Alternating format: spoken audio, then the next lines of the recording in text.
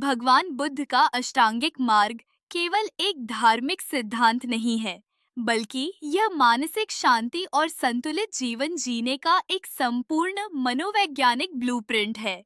आधुनिक युग की भाग-दौड़, तनाव और अकेलेपन के बीच बुद्ध की शिक्षाएं और भी प्रासंगिक हो गई हैं। 8. अष्टांगिक मार्ग। संतुलित जीवन का आधार बुद्ध ने मध्यम निकाय मध्यम मार्ग पर जोर दिया।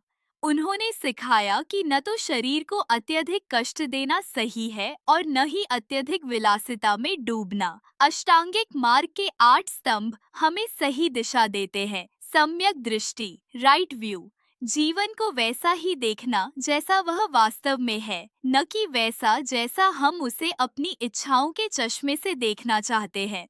सम्यक संकल्प, राइट रिजॉल्व। मन में यह दृढ़ निश्चय करना कि हम आत्म सुधार और दूसरों के प्रति करुणा का मार्ग अपनाएंगे। सम्यक वाणी, राइट स्पीच। ऐसी भाषा का प्रयोग करना जो सत्य हो, मधुर हो और किसी का दिल न दुखाए। सम्यक कर्मांत, राइट एक्शन। अहिंसा और ईमानदारी पर आधारित कर्म करना। सम्यक आजीविका, राइट लाइवलीहुड। अपने जीवन यापन के लिए ऐसा कार्य चुनना जिससे समाज या किसी जीव को हानि न पहुंचे। सम्यक व्यायाम, राइट एफर्ट।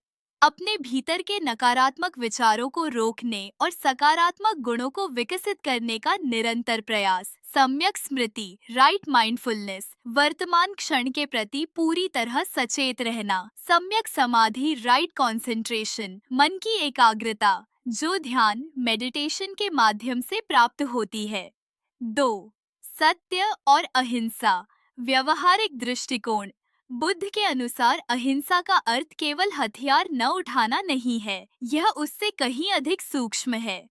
मानसिक अहिंसा, किसी के बारे में बुरा सोचना भी हिंसा का एक रूप है, क्योंकि वह हमारे अपने मानसिक परिवेश को दूषित करता है।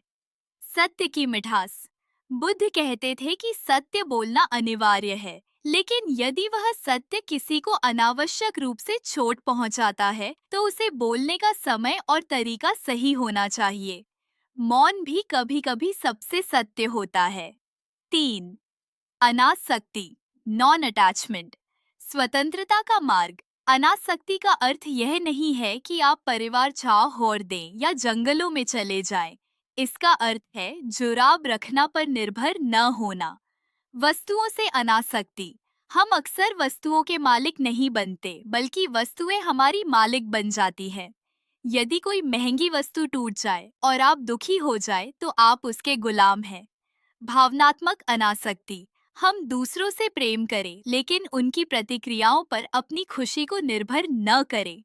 जब हम यह स्वीकार कर लेते हैं कि संसार में सब कुछ परिवर्तनशील, अनित्य है, तो खोने का डर समाप्त हो जाता है।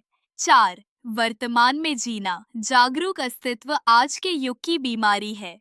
कल में जीना, या तो हम पुरानी यादों को चबाते रहते हैं या भविष्य की असुरक्षा में डूबे रहते हैं। माइंडफुलनेस, बुद्ध ने सिखाया कि सांस लेने जैसी सामान्य क्रिया पर ध्यान केंद्रित करके भी हम वर्तमान में लौट सकते हैं। जब आप भोजन करें तो केवल भोजन करें, जब आप चलें तो चलने के एहसास को महसूस करें। यही जीने और सिर्फ अस्तित्व में होने के बीच का अंतर है।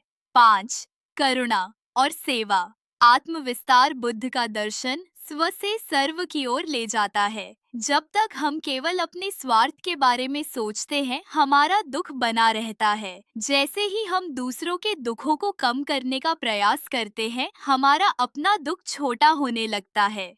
मुदिता, दूसरों की सफलता को देखकर प्रसन्न होना। ईर्ष्या का त्याग ही सच्ची शांति है। मेट्टा, सभी प्राणियों के प्रति मैत्री भाव रखना। 6. अनित्यता, इम्परमानेंस को समझना।